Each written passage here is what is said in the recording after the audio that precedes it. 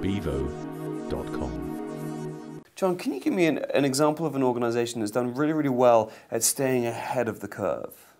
Why is Goldman Sachs so successful? Because if you look at Goldman Sachs carefully, since it was founded, it's been the most astute organization at marginally, incrementally reinventing itself and always staying a step ahead of the market in a very entrepreneurial, eye-opening way, managing capital, managing risk, but also doing it in a marginally fearless fashion. They have reinvented themselves, and that's why, from a Darwinian point of view, they're still the strongest.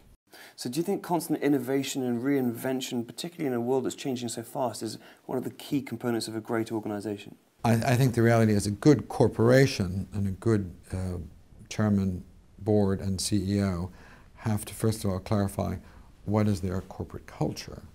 And it's a terrible expression because it sounds rather old and sort of dusty. But at the end of the day, particularly in this environment, actually, most recruits are more interested in corporate culture and defining corporate culture than they are necessarily knowing what their first year's salary or total compensation is going to be.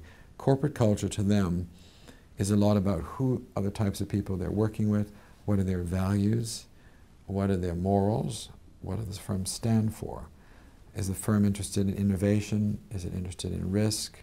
Is it interested in managing the status quo, or is it interested in redefining the future?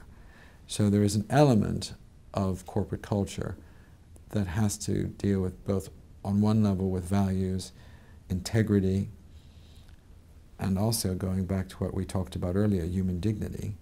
Is the person respected in the workplace for their own personal talent and acumen and contribution?